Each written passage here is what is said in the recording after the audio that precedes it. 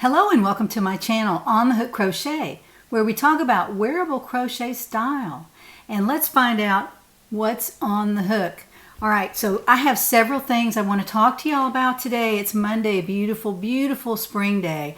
It's going to be 80 degrees here, so I am dressed for the weather.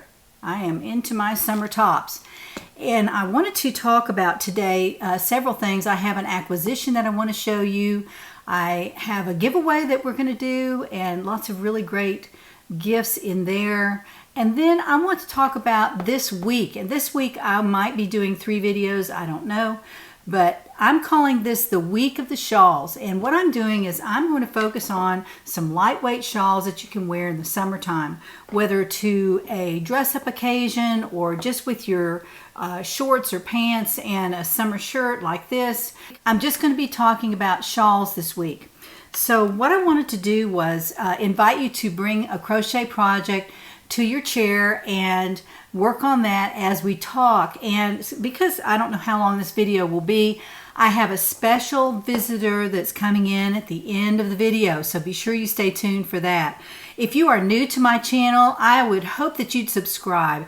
We have lots of fun here. I put out at least 2 videos a week, sometimes 3. I like to do planned shows. I like to do organized shows where I actually edit the film so that everything that you see might be useful to you. So if you think that might be the way you want to watch a video channel, then subscribe to my channel. And please like this video if you have found it to be useful. So first of all, let's talk about the week of the shawl. And I'm wearing my melon yellow shawl today. I made this from a wool and nylon hand-dyed yarn, and I really like it. I love this yarn because it is so colorful and so summery that it looks good over a black dress or over a white top or a white dress even for summer. You can dress it up, dress it down, however you want to do it.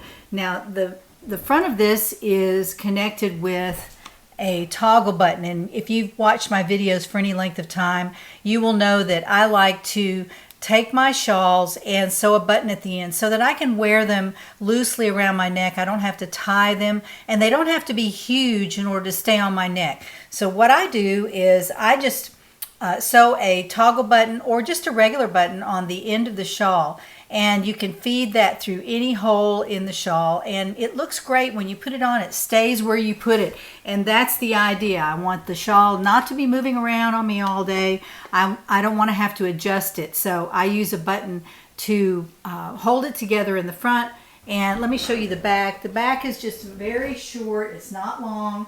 And I'll show you another size here in a minute that's a little bit bigger, that hangs down a little bit farther in the back, and that way you have more color. And if you want a lot of color in the front, you could wear a blue jean jacket over it or something like that and have the big V in the front. So let me show you what Crystal has on today. Crystal, my beautiful model here, has on a melon yellow shawl done in red, and this shawl is done with a cotton thread. It is from Deborah Norville, I believe. It's called Tugboat is the color, and I will try to find a link to that and put it down in the description box. But you can make it out of any 1 or 2 size cotton or wool yarn, either one. But this is pretty because I like it over a white top, just like I do this one. But on this particular top, the red really accents the color of the top underneath, so you could wear it with a black top too, and it wouldn't be so loud, is what I call it. It's not quite as loud. But let me turn Crystal around and she'll show you the back of this shawl. It is a large shawl, and this is one of the 3 sizes that I have in my pattern. This is the medium shawl, and this is the large shawl. And all week we're going to be wearing some shawls, different patterns that you can make out of summer yarn and wear them during the summertime just for a pop of color with your outfit. So this is the large size, and it goes way down to almost down to her waist in the back. Now that's also a function of how high you wear it in the front too, but I just wanted to show you the back of that. because it is so beautiful over a light colored shirt.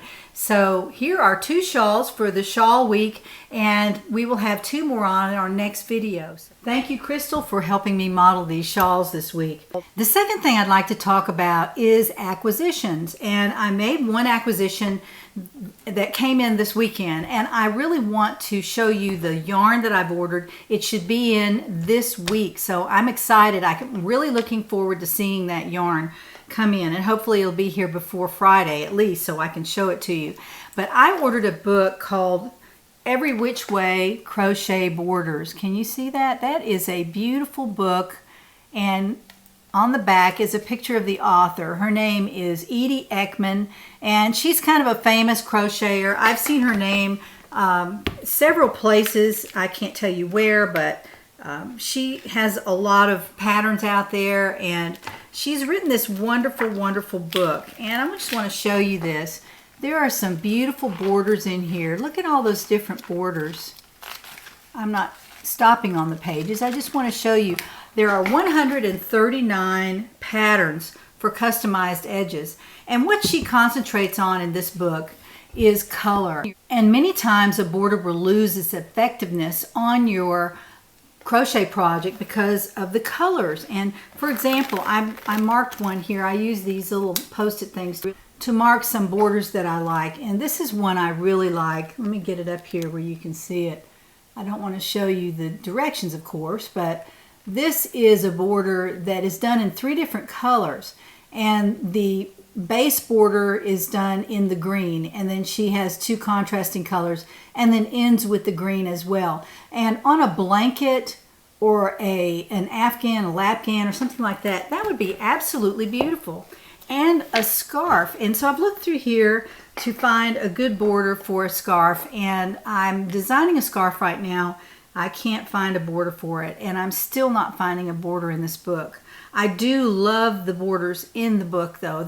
It's just fascinating to walk through the book and look at all the different borders that you can create on your project. So I would recommend this. I'm going to put a link down in the description box to it. I bought it on Amazon. I'm affiliated with Amazon. I make a tiny commission, but it doesn't matter if you use my link or if you go in on your own and buy this book. You don't have to do that.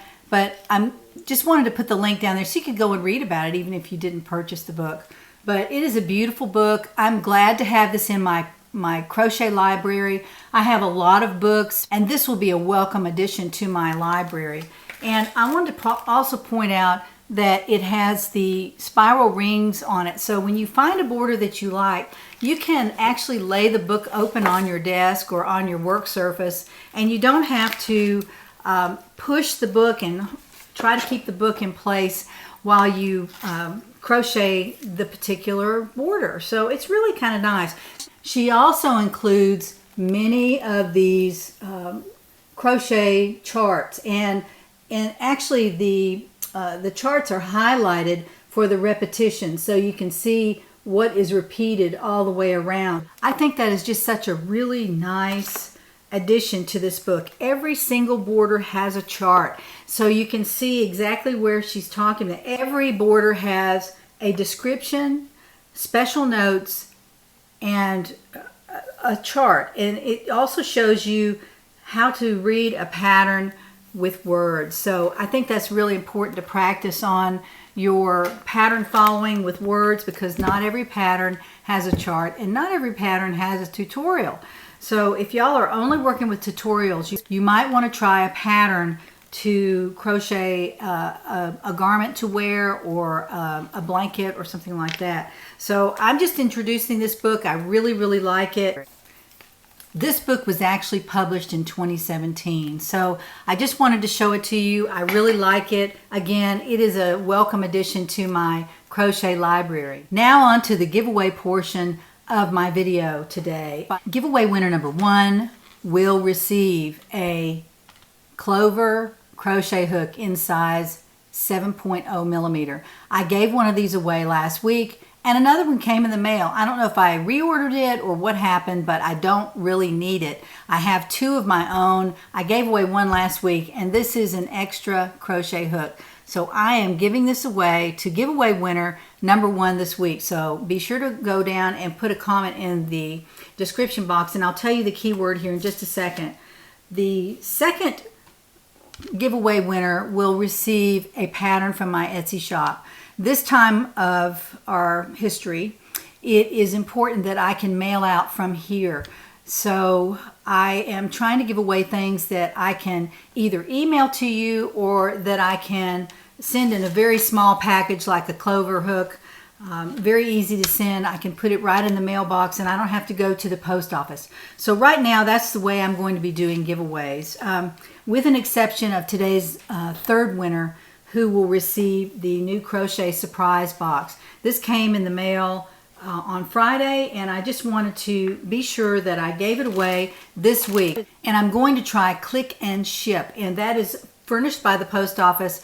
They will come and pick it up on your front doorstep, and you can print the mailing label. And I'm going to try that with this week's winner, and I'm also going to try it with the Betty Boot bag that I'm sending out tomorrow. I'm going to see if the postal carrier will come to my front porch and pick that up instead of my driving to the post office and being too close to people right now. I'm trying to follow the directions of the CDC and the president, and I just want to be sure that I'm not violating any rules. And so the post office to me doesn't seem like I need to be there. Last time I was there, there were a lot of people in there, and I felt like I was too close, and I backed out, and I actually went in later when the post office was more empty. And so it's just kind of weird right now the way we all feel about being near people. So I just want to make sure that when I send something out, that it's not going to require me to go to the post office right now. So I'm going to try the click and ship tomorrow with the Betty Boot bag and the Crochet Surprise this weekend or on next Monday when I find out who the winner is for the number 3 gift. So the number 3 gift is Crochet Surprise. As I said, this is a wonderful box. It comes every month, and Crochet Surprise and I have an agreement that they will send this box to me for free, and I will give it away to one of my subscribers, and I'll describe it before I give it away, which was a great idea. I really appreciate them doing that. This month, the Crochet Surprise project is a pair of bunny ears. Look how cute that is. It's on a special headband that expands like this. You can see that. And there are 2 headbands in here, and I'm sure there's enough yarn to make 2 sets of bunny ears. I would do these for my grandsons, but I just don't think that would go over very big. But I think they're very, very cute. And whoever wins this, I hope you make this. This is so cute. I really love it. It doesn't look difficult to make. It's only a little bit over 1 page of directions. So that is the project for this month. It comes in Vanna's Choice, Fisherman, a regular size skein, and then some smaller skeins from Lion Brand as well in the number 4 in the DIY yarn. These are colors, all different colors that are featured in the bunny ears in the box, and they're all in there, everything you need to make the bunny ears. So I am excited about this. I'm so glad I'm able to send this to a subscriber that might like to have it. Also in the box are mini eggs. They're a little treat for Easter from Cadbury. Very nice. I've had these before. I really wanted to open and eat, but I'm not going to do that. I'll send it out with the box as I promised that I would do. And then also in the box is some tea called Matcha Latte. This is from Japan. It looks very, very interesting, and it's a green tea latte mix. So that's probably really good, and it's very heavy. There must be a lot in there. It's 2 ounces of tea. That's a lot of tea. This is distributed by Jasmine Pearl Tea, and every month there is a different kind of tea in the Crochet Surprise box. And I always looked forward to that when I was receiving the box, but I'm giving my box away now to a subscriber of mine. Now, the key word this week is clover, C-L-O-V-E-R. That's the type of crochet hook that I'm sending out. I love clover hooks. I use nothing else. I did a review on these, and I'll put a review at the end of this video. You can watch the review I did on different crochet hooks, and I really like the clover the very best. I even tried furls, I tried tulip, I tried other kinds, but I really love Clover hooks. So I'm giving this away. I'm not sponsored by Clover or any other company that produces this. I just love Clover hooks, and I always use them in my crochet. So this will go to giveaway winner number 1. Giveaway winner number 2 will receive the pattern of their choice from Etsy shop. And this number 3 will receive the Crochet Surprise. So good luck to everyone. So now for the final part of my video, I'm going to bring in a guest to talk to you about something special that she's made. Hello, hello.